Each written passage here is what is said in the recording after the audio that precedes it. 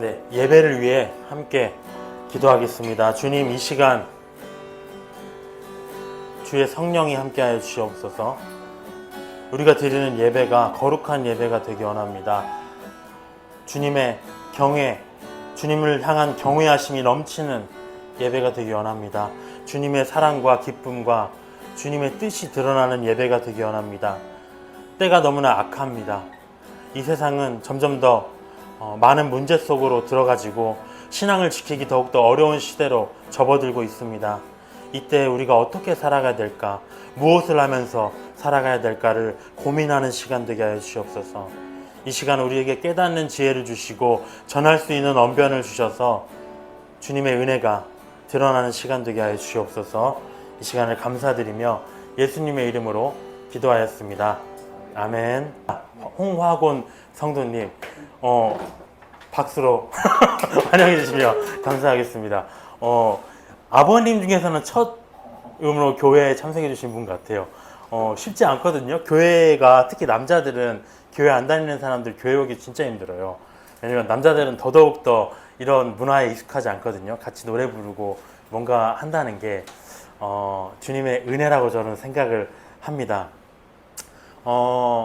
저희가 이제 교회를 장소를 잡으려고 생각을 하고 있어요.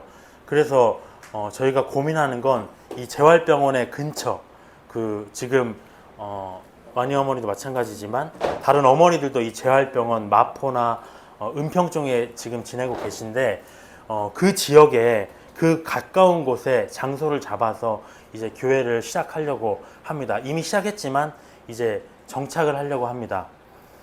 왜 그런가 하면 오늘도 올라오셨다고 하는데 어제 올라오셔가지고 이제 다른 곳에 돈을 내고 이제 주무시잖아요. 근데 사실은 교회가 있으면 좋을 것 같아요. 교회일지 아니면 어떤 다른 경로일지 모르겠지만 올라오셔서 전날에 이렇게 그냥 쉬시고 같이 예배 드리고, 교회니까요. 교회가 원래 그런 곳이거든요. 그렇게 하는 것이 좋지 않을까라는 생각이 듭니다. 여러 가지 이 교회를 시작한 지가 지금 벌써 1년이 조금 넘어가고 있는데 처음에는 많이 막막했어요. 그리고 많은 방해도 있었고요. 사실 내적으로 외적으로 많은 방해도 있었고, 가장 큰 문제는 우리 교회 도대체 이 교회가 세워진 주님의 뜻이 무엇인가라는 생각, 고민을 많이 했습니다. 그래서 그것을 찾다가 굉장히 힘들었는데 정말 감사한 일은 아까 마지막 찬양에서 나왔지만 죄인 중에 괴수 바울이 고백을 한 거거든요. 위대한 사역자였습니다. 근데 그 사람이 뭐라고 하냐면 나는 죄인 중에서 가장 우두머리다라고 얘기합니다. 하나님을 나라를 위해서 가장 그렇게 열심히 헌신하는 자가. 근데 그런 생각이 들어요. 와, 진짜 저 같은 사람을 왜 부르셔서 또 우리가 다 마찬가지지만 우리를 부르셔서 또 섬기게 하시고 교회를 세우게 하시는지 이런 은혜에 대해서 정말 떠오르게 됩니다. 하여튼 교회가 이제 장소가 정해지기를 빨리 우리가 잡으려고 합니다. 10월 말 정도로 생각을 하고 있거든요. 같이 기도해 주시면 좋을 것 같고요. 부탁을 드리겠습니다. 혹시 종말에 대해서 들어보셨는지 모르겠어요. 종말, 우리가 흔히 이제 얘기하잖아요. 뭐 노스트라다무스라는 사람도 종말이 이럴 것이다 막 예언을 하고요. 혹시 생각이 드는 거 있으십니까? 종말은 이러한 것들이 있다고 들었어. 혹시 그냥 성경 아니더라도 좋아요. 화산이 폭발하고. 우리 집에 네. 사람들이 막 아프거나 질병으로 지금 우리 애들도 질병이 많아요. 어디서 들으셨죠? 이거 이제 교회에서도 받고 많이 듣기도 하고. 그런가요? 요즘 교회는 그런 얘기 이제 안 하거든요. 잘. 제가 이제 감리교회들이 많이 오. 감리교회들이 네. 많이 근데 이제 우리 너무 아픈 애들이 많으니까 그거는 환경 문제가 크다. 환경이 망가진다. 선영자매님은 성경에 나와 있는 내용을 직접적으로 얘기하셨어요. 근데 혹시 그 아버님도 한번 그냥 떠올려 보기에 그냥 우리가 이렇잖아요. 그냥 뭐 교회 안 다니는 사람도 이 세상이 흘러가는 걸 보면 야, 이거 말세다 말세 이러잖아요. 언제 혹시 느껴지나요? 그런 말이 나올 때가. 일단은 주차 문제. 네. 세상이 막 사고 차 네. 주차 문제인데 네. 사고도 많이 일어나고. 네. 네. 그리고 이제 차들과의 음. 애들이 왔다 갔다 하는 네. 차이가 너무 많은 것 같아요. 막 여러 가지 사고와 사건과 이런 게 많아진다는 거죠. 그런 것들이 많습니다. 그러니까 우리가 교회 안 다니시는 분들도 다 알아요. 우리가 말세라고 하잖아요. 살다 보면 뭔가 이 끔찍한 일이 보면 나 어렸을 때 안 이랬는데, 나 어렸을 때는 미세먼지도 없었는데, 세상이 이렇게 악하진 않았는데, 우리가 이제 성경 얘기로 들어가 보면 우리가 에스겔서 오늘 볼 내용은 누가복음 21장입니다. 펴주시면 되고요. 우리가 이제 구체적으로 보면 그 내용들, 요즘에 일어난 일들을 한번 우리가 곰곰이 생각해 봤으면 좋겠어요. 혹시 기사를 보셨는지 모르겠습니다. 얼마 전에, 며칠 전이죠. 지금 이스라엘이라는 나라를 우리가 아실 거예요. 그 이란이라는 나라를 공격했어요. 핵 시설을 공격해서 핵 과학자가 9명, 10명이 죽고 거기에 뭐 군대 장관이 죽고 이런 일들이 일어났습니다. 근데 우리가 에스겔서라는 성경에 보면 뭐라고 되어 있냐면 러시아라는 군대가 실제로 러시아 군대가 한 방패와 투구 같은 러시아 연합군이 그 이스라엘을 공격한다라고 되어 있거든요. 그러면은 그 연합군이 있어요. 어디냐면 바사와 구스와 붓 이런 나라가 들어옵니다. 근데 그 중에 바사라는 나라가 이란이에요. 이란. 그러니까 지금 우리가 러시아랑 지금 이스라엘이랑 이란이 관계가 굉장히 안 좋습니다. 근데 그 이란이 나중에는 러시아와 붙어가지고 이스라엘을 공격할 날이 온다는 것이죠. 그러니까 지금 이렇게 군사적 긴장감이 심해지고 또 이 두 국가 간에 정말 안 좋은 관계가 펼쳐지는 건 뭐냐면 성경의 예언대로 가는 겁니다. 이스라엘을 사랑하는 나라들, 또 이스라엘을 미워하는 나라들, 이게 갈려서 이제 종말로 향한다는 거죠. 근데 중요한 건 우리가 그 얘기를 왜 하냐면, 문제는 뭐냐면 그때가 그 전쟁이 시작될 시점을 저는 어떻게 보냐면 이 세상의 끝이 다가온다고 봅니다. 근데 예전에는 전쟁이라는 게 없었어요. 요즘에서야 지금 난리잖아요. 그러한 러시아 전쟁이 일어나게 됐을 때 무슨 일이 벌어질 것이냐? 진짜 종말이 시작된다는 것이죠. 이 온 세상의 끝이 성경에서 뭐라고 하냐면 7년 정도 남은 것이다. 7년으로 끝날 것이다 라고 성경에 예언이 되어 있습니다. 7년 대환란이라고 우리가 얘기를 하고 있어요. 그러니까 이런 내용들을 보면 진짜 종말이다 라고 얘기를 우리가 할 수가 있습니다. 오늘 내용을 한번 보도록 할게요. 누가복음 21장 내용을 보겠습니다. 우리가 21장 7절을 보도록 할게요. 우리가 이 내용 조금 어려울 수가 있어요. 근데 제가 이 종말의 내용을 어떻게 하면 쉽게 할 수 있을까라는 생각을 많이 했는데 답이 없습니다. 이 성경 그대로 나갈 수밖에 없습니다. 제가 조금 순서를 바꿔서 8절로 한번 보도록 할게요. 8절부터 8절, 7절은 건너뛰고 8절을 먼저 보도록 하겠습니다. 아까 여러분들이 얘기를 해주셨는데 종말엔 여러 가지 일들이 있을 것이다 라고 했는데 성경에는 뭐라고 기록되어 있는가? 8절에 보면 미혹을 받지 않도록 주의하라. 많은 사람이 내 이름으로 와서 이르되 내가 그라 하면서 자기가 예수님이라고 하면서 때가 가까이 왔다고 하겠으나 그들을 따르지 말라. 난리와 소요의 소문을 들을 때 두려워하지 말라. 이 일이 먼저 있어야 하되 끝은 곧 되지 아니하라고 되어 있습니다. 여기서 끝은 뭐냐면 종말을 얘기해요. 종말. 마지막 7년의 종말을 얘기합니다. 7년이 끝나고 나면 이 세상은 끝납니다. 이제. 근데 우리가 7년 여기서 끝은 안 됐다고 하면 그럼 뭡니까? 이거는 종말이 임박하긴 했는데 정말 임박했는데 그 7년의 종말은 아니야. 마지막 종말 중에 종말은 아니야 라고 얘기를 하고 있는 겁니다. 그럼 종말이 임박한 지금이라고 저는 보고 있습니다. 온 교회들이 지금의 시대가 종말이라고 보고 있어요. 왜? 그럼 지금의 시대와 예수님이 말씀하신 이 예언이 일치하는가라는 내용을 우리가 봐야 됩니다. 첫 번째는 뭐냐면 8절의 내용이 뭐냐면 자기가 예수님이라고 한다는 것이죠. 우리가 신천지라는 교단을 알고 계십니까? 하나님의 교회라는 교단 알고 계세요? 거기서 뭐라고 하냐면 통일교도 마찬가지고요. 내가 예수님이야 라고 얘기를 하고 있어요. 내가 신이야.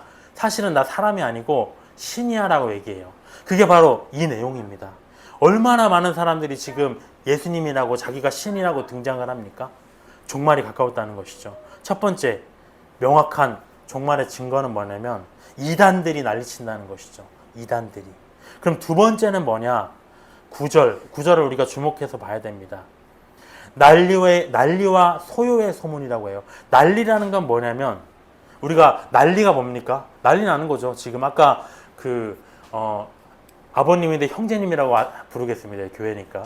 형제님 얘기하셨지만 뉴스를 봤는데 여기서 사고 나고 여기서 별의별 일들이 일어나요. 그게 바로 난리의 소문이에요. 소문. 여기서 얘기하시지. 소문들이 어디서부터 들어옵니까? 뉴스나 유튜브나 옛날에는 유튜브 그런 게 없었어요. 근데 지금은 SNS나 유튜브 여러 가지 것들로 다 전 세계 끝에 있는 일들도 순식간에 실시간으로 우리가 알 수 있습니다. 어떤 일들, 어떤 난리일까요? 아까 선영자님 얘기하셨듯이 산불, 지금 산불 나잖아요. 옛날 산불 났지만 지금 어때요? 전 세계에서 대형 산불 한번 나면은 얼마 전에 미국에서 났지만 우리나라에서 났잖아요. 걷잡을 수가 없이 퍼집니다. 막을 수가 없어요. 지진 한번 볼까요? 엊그저께 경상도 어딘가에서 우리가 진도가 났지만 또 지진이 났다고 얘기를 들었어요. 근데 일본은 뭐 지진이 많았지만 우리나라는 지진 청정국가였어요. 근데 우리나라조차도 지금 지진이 일어나기 시작합니다. 화산 폭발이 지금 뭐 하와이에 나네 이런 얘기들 하고 있잖아요. 자연재해가 쏟아지고요. 또 어떤 난리 소문? 비행기가 막 떨어져요.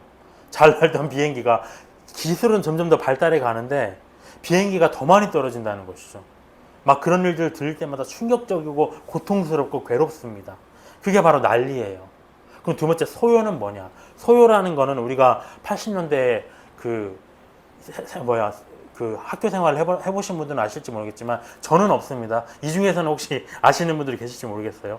시위 현장에 가보신 분 계십니까? 5.18 민주화 여기 없죠? 당연히 없죠. 그런 현장이 바로 소요입니다. 소요.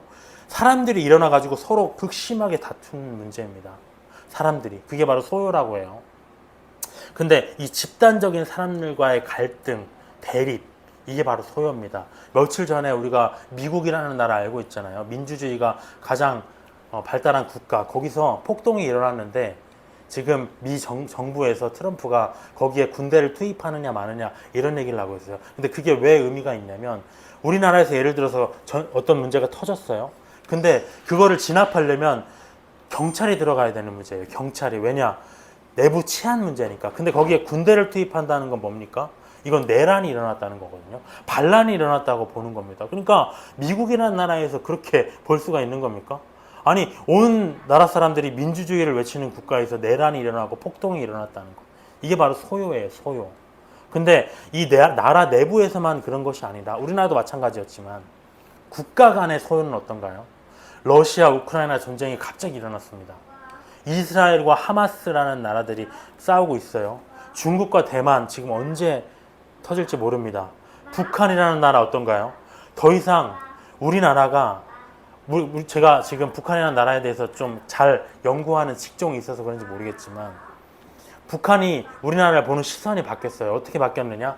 옛날에는 한 민족이라고 취급했어요. 그래서 북한이 어떻게 우리나라를 적화시키려고 했냐면 한 동포입니다. 기본적으로. 우리나라의 정부를 무너뜨리고 그 무지몽매한 우리 인민들, 그들이 보기에는 인민들을 갱생시켜야만 이제 북한이라는 나라가 세워진다라고 봤어요. 근데 지금 김정은 정권 들어와서 뭐라고 하고 있냐면 이제 너희 나라는 다른 나라야. 너희 국민이고 지도부고 뭐고 상관없이 너희들은 다 죽여야 할 민족이야. 우리의 대적이라고 얘기를 하고 있어요. 그게 뭐냐면 바로 그게 소요입니다. 지금 대립이에요, 대립. 적대 국가를 선언했습니다. 그럼에도 불구하고 지금 여기서 뭐라고 얘기하고 있는 건 뭐냐면 끝은 아니라고 그래요. 끝은 아니다. 종말은 아니야. 왜냐? 아직은 그렇게 다 와닿지는 않아요. 그냥 뉴스를 보고 종말인가? 참 세상이 흉흉하다라고 얘기는 할 수 있지만 아직은 남일처럼 소문이라고 했어요. 소문처럼 들려옵니다. 하지만 끝은 아니지만 그 말은 무슨 말이냐? 반대로 조만간에 온다는 것이죠. 그것이 바로 10절입니다. 구체적인 종말, 7년의 그 종말로 들어갔을 때는 어떠한 일이 벌어지는가? 10절을 우리가 볼까요? 10절의 내용을 같이 보겠습니다. 같이 한번 읽어볼까요? 10절, 11절을 같이 한번 읽어보도록 하겠습니다. 또 이르시되 민족이 민족을, 나라가 나라를 대적하여 일어나겠고 곳곳에 큰 지진과 기근과 전염병이 있겠고 무서운 일과 하늘로부터 큰 징조들이 있으리라. 이게 바로 종말의 시작입니다. 마지막 7년 안에 일어날 일이에요. 첫 번째는 뭐냐면 민족과 민족의 대립입니다. 나라와 나라 간의 대적. 이건 뭐냐면 국지적인 소요가 아니라 이제 전면전으로 들어가는 거예요. 세계 대전으로 들어가는 겁니다. 정말 엄청난 우리 온 지구상이 엄청난 전쟁 가운데로 들어가고 있는 겁니다. 두 번째는 뭐냐면 큰 지진. 아까는 지진이 있었지만 작은 지진입니다. 근데 큰 지진이 일어나요. 그리고 기근, 먹고 살기 힘듭니다. 지금 러시아 전쟁 터진 이후로 뭐 주요 유가가 폭등하고요. 어떤 나라들은 우리나라는 체감하지 못하지만 먹지 못하고 살아가는 사람들이 있어요. 왜냐? 곡식값이 러시아나 이런 데에서 그 대량으로 지금 그 재배를 하잖아요. 우리나라는 비교할 수 없을 만큼 전 세계를 먹여 살릴 만한 농작을 합니다. 근데 러시아가 지금 휘둘리고 있어요. 그렇기 때문에 기근이 일어나는 국가들이 생깁니다. 또 뭐냐? 전염병이라고 있어요. 전염병. 우리가 참 이 전염병에 대해서 할 말이 많잖아요. 그러니까 종말 직전에 난리와 소요가 소문으로 들리는 정도가 아니다. 이거는 차원이 다른 겁니다. 전쟁이 전 세계로 나가고요. 인류의 생존을 위협하는 엄청난 재난이 끊임없이 나옵니다. 전염병, 처음 경험하는 병이 변이성 전염병이 계속해서 하루가 멀다 하고 등장을 해요. 많은 사람들이 죽어나갑니다. 우리가 얼마 전에 코로나를 경험했어요. 코로나.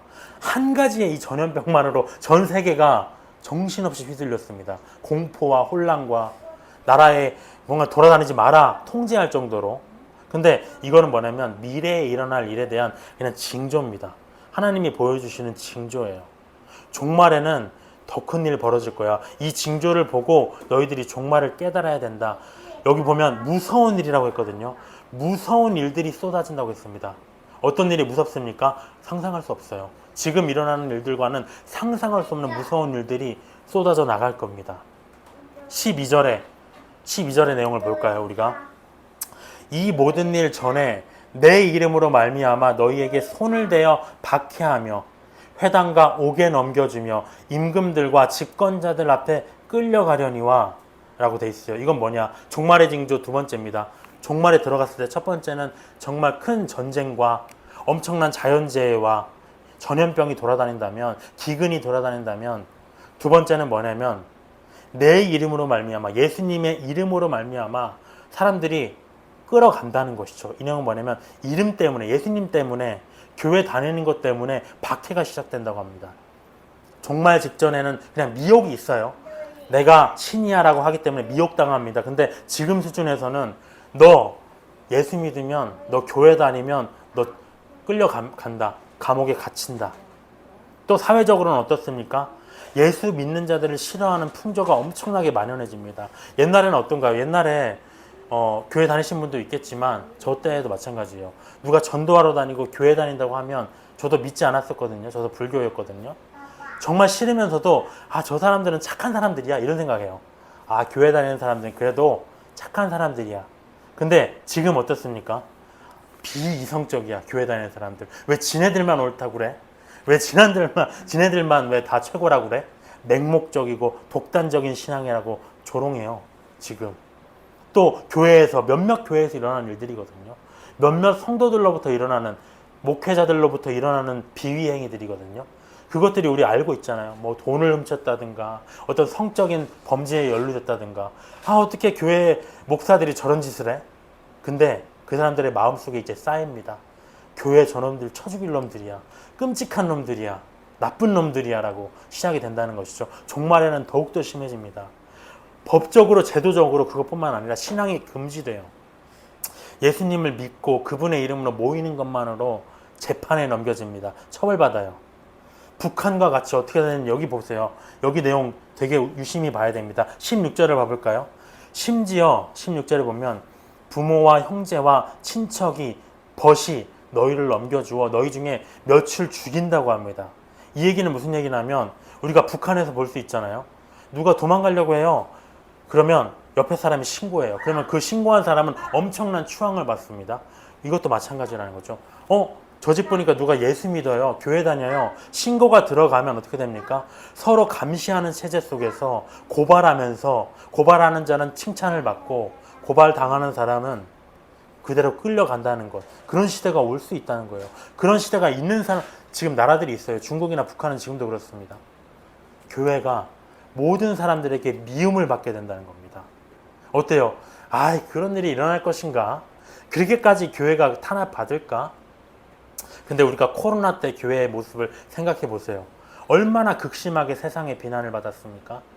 미국에서는 어떤 일이 있었냐면요. 우리나라도 어떤 교회들은 있었지만 집합 금지 명령을 내렸어요.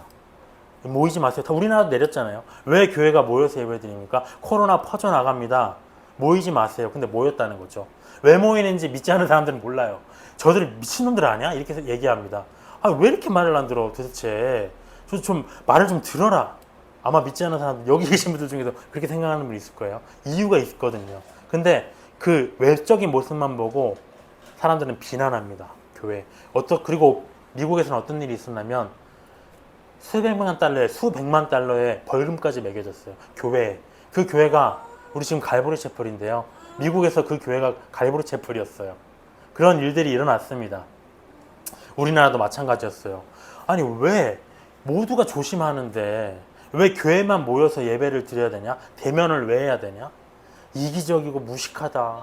정말 저들 추적해가지고 다 잡아들여야 됩니다. 우리도 교회 사람들이 왔었어요. 구청에서 나와서 우리를 단속하고 막 그렇게 했었어요. 근데 어떤 비판이 쏟아졌느냐? 신천지 일을 우리가 기억합니다. 신천지는 교회가 아닙니다. 교회가 아니에요. 거기는 이단이에요. 근데 사람들은 뭐라고 생각하냐면 다 그냥 교회로 봐요. 아, 저 교회들, 신천지, 저 족속들로부터 코로나가 시작됐지, 퍼졌지. 교회가 싸잡아서 비난을 받고. 왜 그랬을까요? 이런 시대가 온다는 겁니다. 근데 교회가 왜 모여야 했냐면요.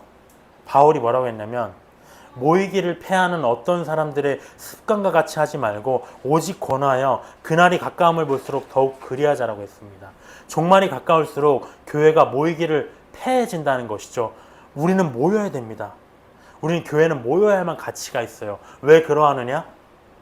우리가 교회를 지금 잡으려고 합니다. 그래서 이제 재활병원 식구들이 오면 또 이제 거처하는 곳도 만들고 하는데 이런 생각도 해요. 이런 생각도 했었어요. 아, 그냥 우리끼리 재밌게 지내고 아는 사람들끼리 조용히 그냥 살자. 이런 생각도 했었어요. 근데 교회라는 곳은 뭐냐면 모여야 되는 겁니다. 뭔가를 해야 되는 거예요. 우리가 교회를 세우고 뭔가를 할 때 이렇게 생각할 수 있어요. 아, 하나님이 좋아하실 거야. 하나님께 영광이 될 거야. 근데 그분은 하나님은 이미 영광 가운데 계신 분이에요. 하나님은 신입니다. 하나님 우리가 영광을 돌리든 안 돌리든 믿든 믿지 않든 그분은 거룩한 곳에 계신 분이고 언젠가 이 땅을 심판하러 오실 분인데 우리가 그렇게 모여서 예배드리고 뭔가를 하는 건 뭐냐면 우리 때문이에요. 왜냐면 우리 신앙이 모이지 않으면 혼자 신앙으로 가면 떨어져 나갑니다. 성경을 혼자 공부한다고요? 하나님께 혼자 집에서 예배드린다고요? 근데 이 대면 예배 어떻습니까? 비대면 예배. 여기에 맞춰서 화상 기술이 발달했어요. 우리가 엊그저께 줌으로 강의를 했지만 그거는 임시 방편입니다. 그 줌으로 하는 비대면 예배가 생겼는데 어떤 일이 있었냐면요. 교회 목사가 나와서 수천 명, 수만 명 되는 교회 목사가 홀로 강단에 서가지고 촬영을 하고요. 성도들은 아무도 교회 나오지 못하게 하고요. 그걸 실시간으로 중계하고 각자가 집에서 예배를 드립니다. 그 모습이 좋은 모습인가? 그렇게 되면 어떻게 되는가?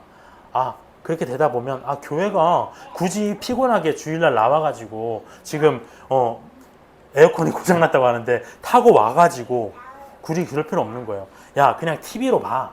TV로 예배해. 뭘 이렇게 모여. 가기도 힘든데 기름값 들고 피곤한데 다 그렇게 되거든요. 저도 그런 마음이 들 때가 있더라고요. 그렇게 되는 겁니다. 교회는 안 모이면 신앙이라는 거는 없어지는 거예요. 그렇기 때문에 성경은 모이기를 패하지 말라. 어떻게든 모여라. 그날이 가까움을 볼수록, 종말이 가까울수록 모이라고 합니다.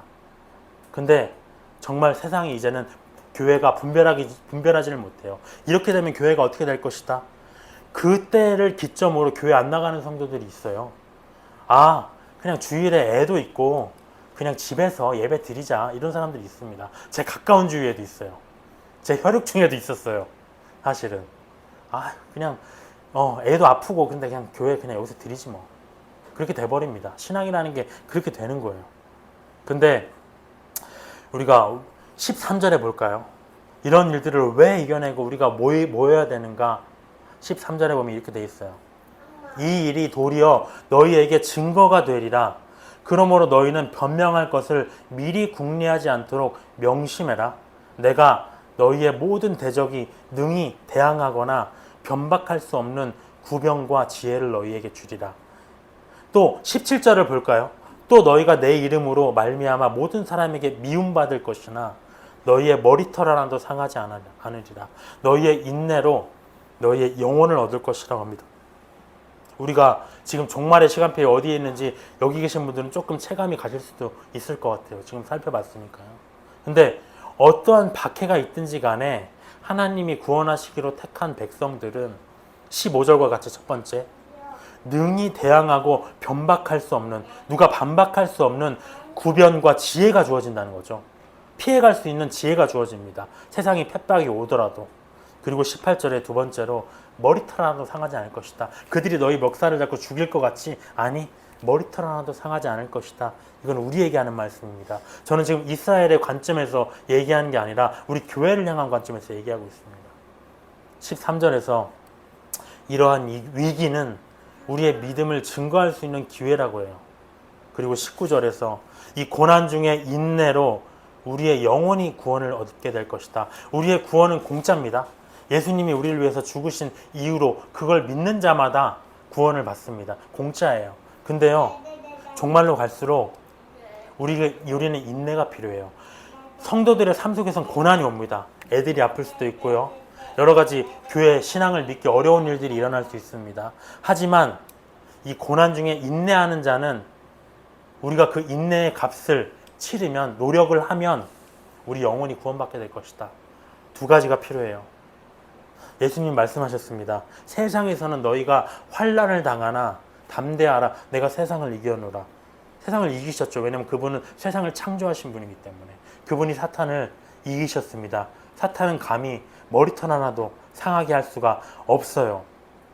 오늘의 내용들, 요한계시록 맨 마지막 장 한번 펴보시겠어요? 그 성경책 갖고 계신 분들 한번 펴주시면 좋겠습니다. 요한계시록 22장 맨 마지막 장입니다. 22장 18절 19절을 한번 보도록 하겠습니다.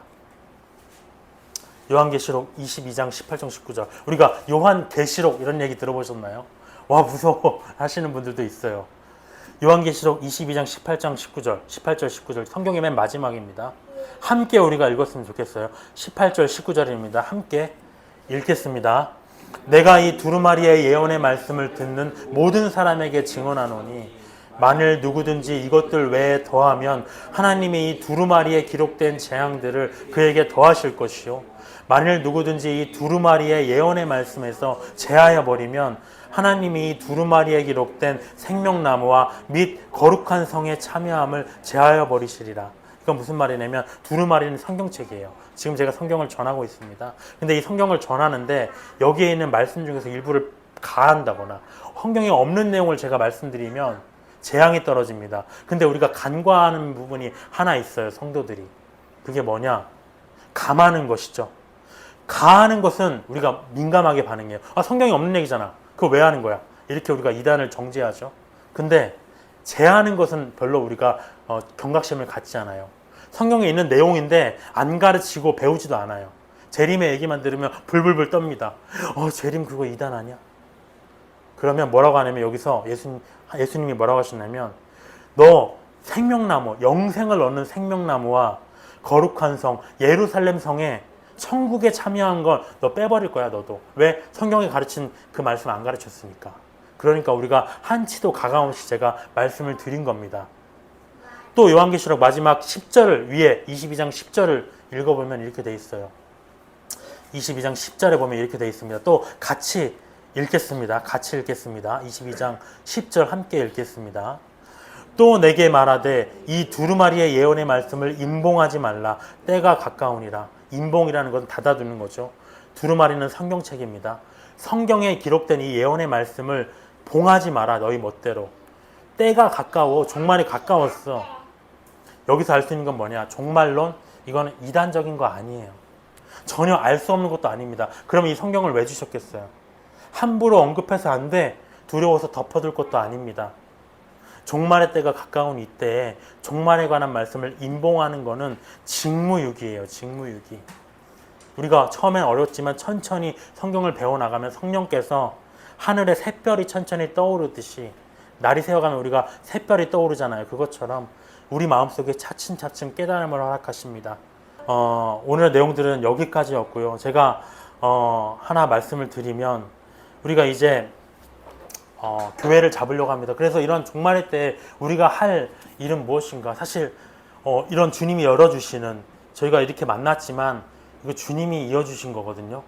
정말 선영자매님 정말 저는 감사드려요. 주님께 감사드리지만, 왜냐 아실지 모르겠지만 우리 교회가, 저는 개인적으로요, 우리 교회가 어디로 나가야 되지라는 정말 생각을 많이 했어요.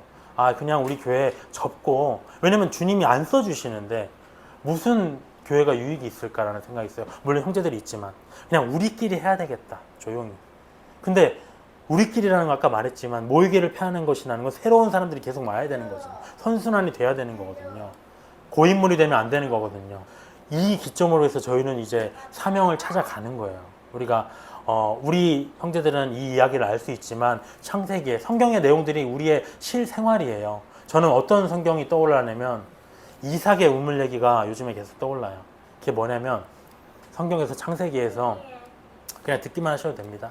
아버지가 팠던 우물, 그 당시에 이스라엘에는 우물이 귀합니다. 사막이니까요. 그래서 우물을 계속, 이제 우물 자기가 먹어야 되니까, 아버지는 이미 돌아가셨고 내가 우물을 파야 되니까 우물들을 파는데, 아버지가 파놨던 우물들이 있어요. 옛날에, 지금은 메워져 있는 그 우물들을 다 팠습니다. 아버지가 팠던 우물들. 그래서 아버지가 불렀던 우물을 파고 아버지가 이름을 지었는데 그 이름대로 불렀어요. 아버지가 개척한 우물이에요. 자기가 한 게 아닙니다. 근데 그 우물들을 개척해 팠을 때 어떤 일이 세워지냐면 사람들이 막 뭐라고 하는 거예요. 뭐라고 막 다툼이 생기고, 너 이거 왜 우물 네 멋대로 쓰는 거야? 방해하고요. 너 뭐야 이거? 네가 왜 여기 와서 얼쩡대는 거야? 그 우물의 이름이 뭐냐면 에색, 다툼이라는 우물이고요. 신나, 대적, 적대라는 우물입니다. 대적, 적대, 다툼을 우리가 우물을 파는 동안, 아버지의 이름으로 우물을 파보려는 동안 많이 당했습니다. 오시기 전까지. 정말 많이 당했어요. 형제들로부터도 당했어요. 정말. 아직까지도 당하고 있는지도 모릅니다. 근데 용서해야 되지만 마음속에 쉽게 사라지지 않아요. 이게 기도로 나옵니다, 저는. 근데 거기서 이삭이 옮겼어요. 아버지가 살던 강남 지역에서 옮긴 겁니다. 자기 스스로 새 우물을 팠어요. 그리고 내가 이름을 지어줬습니다. 그랬더니 어떻게 되냐면 그런 것들이 없어졌어요. 그게 뭐냐면 르호봇이라는 이름을 줬는데, 그게 뭐냐면 여유롭게 하다, 넓게 하다. 뭐냐면 이삭이 사명을 찾은 거예요. 내 우물을 파야 되는구나. 그리고 고백합니다. 뭐라고 하냐면 여호와께서 우리를 위하여 넓게 하셨으니 이 땅에서 우리가 번성하리로다. 뭐 사람이 넘쳐오는 번성을 얘기하는 걸까요? 그런 걸 수도 있겠지만 이걸 교회로 봤을 때 우리의 길을 찾았다는 거죠. 저에게도 그런 과정이 있었는데 지금 이제는 작은 조각구름이 보입니다. 어디서? 이 조각구름이에요. 조각구름입니다. 이분들이 조각구름이에요.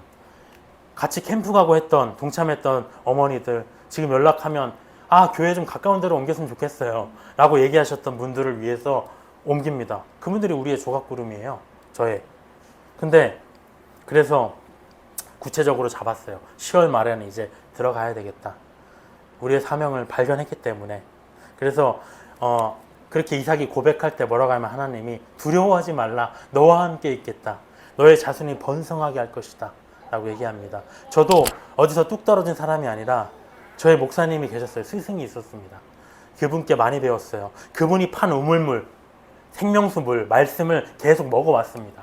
그래서 그 말씀을 또 먹고 그분의 사명대로 가보려고 했을 때 자꾸 다툼이 생기더라고요. 왜 그러지? 아닌가? 근데 이제는 제가 우물을 파야 돼요. 우물을 파서 여러분들에게 먹여야 됩니다. 새 우물을. 이제는 그럴 때가 왔다고 생각해요. 새 가족들이 먹을, 내 가족, 이삭의 가족들이 먹을 우물을 이제는 내가 파야 돼요.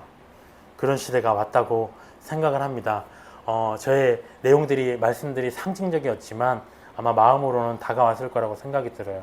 종말이 가까운 이때에 우리가 더욱더 깨어서 또 함께 먹고 마시면서 즐거운 시간들을 함께 보냈으면 좋겠습니다. 기도로 마치도록 하겠습니다.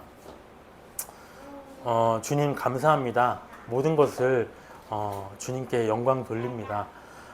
우리가 무엇이간데 죄인 중에 괴인 중에 가장 괴수 중에 괴수인 우리를 부르셔서 무언가를 맡기신다는 것, 그래서 우리가 주님께 영광 돌리는 자로 써 주신다는 것 자체로 우리는 감사할 뿐입니다. 힘들고 어려운 나날들이 오지만 우리가 만약 대환란에 남겨진다면, 온전한 신앙을 갖지 못하고 정말 교회가 하늘로 들림맞는 그 휴거에 참여하지 못한다면 우리는 대환란의 이 예언된 재앙 속으로 들어가서 견딜 수 없이 살아갈 것입니다. 그 전에 이 은혜의 때에 우리가 모일 수 있는 사람들끼리 함께 모이고 먹을 수 있는 사람들끼리 함께 먹고 마시면서 또 그들의 삶이 변화되어 가고 지금 겪는 어려움을 해결해 나가면서 예수님이 누구심을 알아가면서 지내게 도와주시옵소서. 우리가 교회 장소를 잡고 이제 입당 예배로서 시작을 하려고 합니다. 새 우물을 팔려고 합니다. 주님 도와주시옵소서. 모든 것을 주님께 올려드립니다. 혹 막히면 막힐 것입니다. 우리가 그거를 억지로 뚫고 나가려고 하지 않을 것입니다. 하지만 우리의 마음에 소원이 보이오니, 작은 조각구름이 우리 앞에 보이오니 주님께서 그 길을 열어주시옵소서. 열린 문을 우리에게 허락하여 주시옵소서. 예수님의 이름으로 기도드립니다. 아멘.